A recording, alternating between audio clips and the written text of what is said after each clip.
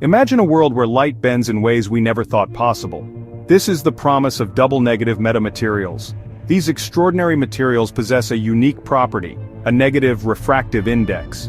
The refractive index describes how light bends when it passes from one medium to another. Normally, materials have a positive refractive index, causing light to bend in a predictable manner. Double-negative metamaterials turn this on its head.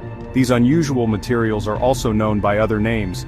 They are often called left-handed media, a reference to the unusual way electromagnetic waves propagate within them.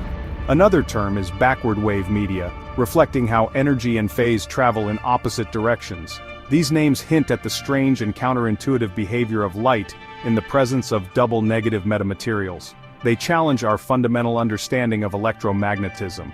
This field of study is still in its early stages, but the implications are vast. Double-negative metamaterials hold the potential to revolutionize numerous fields.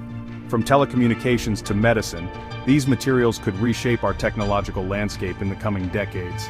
The journey begins with understanding their unique properties and how they came to be.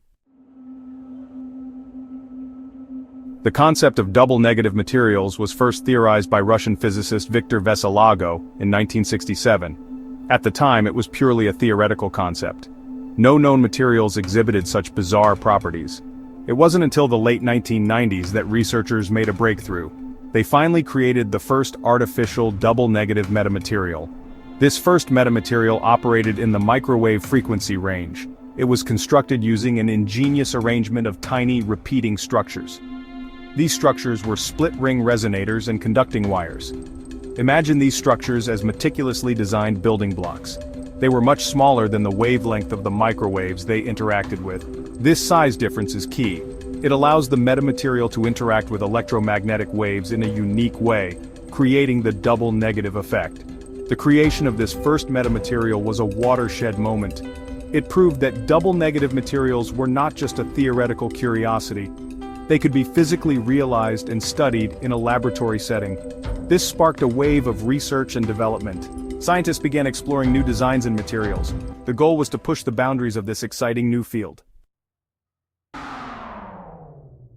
The initial double-negative metamaterials operated in the microwave regime. However, the real prize lay in extending their capabilities to higher frequencies, especially visible light.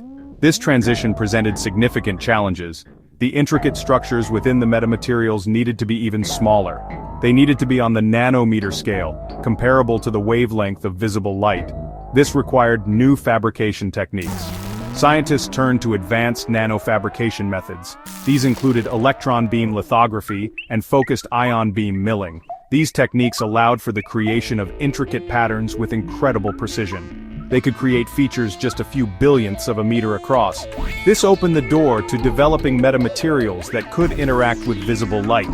This transition to optical frequencies was a major milestone. It paved the way for applications in imaging, sensing, and light manipulation.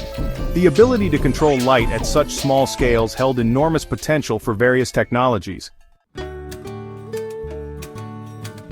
The unique properties of double-negative metamaterials have sparked a surge of interest in their potential applications.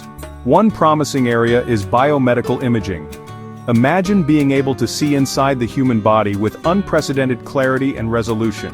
Metamaterials could make this a reality. They could create superlenses. These lenses could overcome the diffraction limit, which normally restricts the resolution of traditional lenses. Another exciting area is data storage.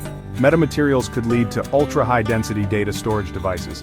These devices could store far more information in the same amount of space compared to current technologies. Metamaterial-based antennas are also being explored. These antennas could revolutionize wireless communication. They could enable faster data transfer rates and more efficient use of the electromagnetic spectrum. Double-negative metamaterials are a testament to human ingenuity. They demonstrate our ability to manipulate and control light in ways that were once thought impossible. As our understanding of these materials deepens, we can expect to see even more innovative applications emerge. Metamaterials have the potential to reshape our technological landscape. They will usher in a new era of scientific discovery and technological advancement.